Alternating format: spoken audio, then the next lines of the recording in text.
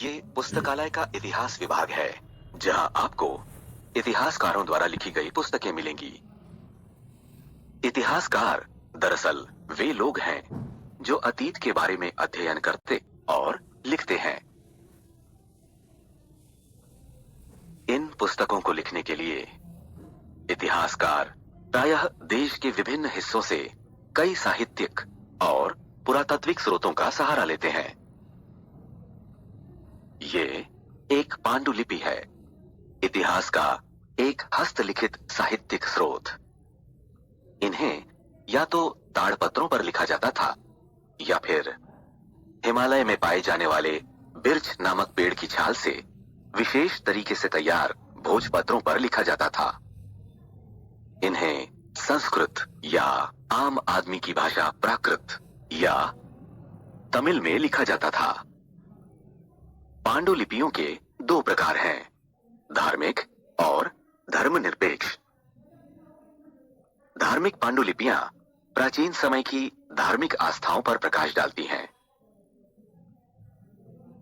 कविताएं, गद्य, औषधि और व्यापार संबंधी लेख धर्मनिरपेक्ष पांडुलिपियों के अंतर्गत आते हैं। वे किसी धर्म विशेष की चर्चा नहीं करती। पांडुलिपियां पुरातत्व विज्ञान पर निर्भर करते हैं, जिसके अंतर्गत प्रागैतिहासिक लोगों और उनकी संस्कृतियों के बारे में जानकारी पाने के लिए अध्ययन किया जाता है। पुरातत्व विज्ञानी सुदूर अतीत की बची हुई वस्तुओं की तलाश करते हैं। लोगों और उनकी जीवन शैली को बेहतर तरीके से समझने के लिए वे प्राचीन वस्तुओं, औजारों, हथियारों, बर्तनों, कड़ाही, आभूषणों, सिक्कों, मूर्तियों और चित्रकारियों का अध्ययन और विश्लेषण करते हैं। उदाहरण के लिए महाराजा समुद्रगुप्त के समय का सिक्का उन्हें वीणा बजाते हुए दर्शाता है। इससे ये पता चलता है कि वो संगीत पसंद करता था। खाने की आदतों के बारे में जानने के लिए पुरातत्वविद जानवरों, पक्षियों और मछलियों की हड्डियों का अध्ययन करते हैं। इस प्रकार पुरातत्व विज्ञान आम आदमी के जीवन की पुनर्रचना में इतिहासकारों की मदद करता है। इतिहासकार शिलालेखों का भी अध्ययन करते हैं, जिन्हें किसी कठोर सतह जैसे चट्टान या धातु पर उत्कीर्णित या खुदाई द्वारा लिखा गया है, जानकारी इकट्ठा करने के लिए। शिलालेख पुरुषों और महिलाओं द्वारा अनुसरण किए जाने वाले दैनिक कार्यों का लेखा जोखा थे। इनमें से कई शिलालेख तो प्राचीन शासकों के आदेश थे, जिन्हें इसलिए उत्कीर्णित कराया जाता था ताकि जनता इन्हें देख सके, पढ़ सके और उनका पालन कर सके।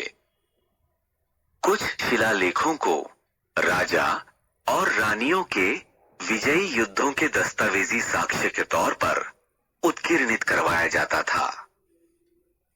वे उस समय की सामाजिक, राजनीतिक, आर्थिक और धार्मिक दशाओं के विषय में भी जानकारी प्रदान करते हैं।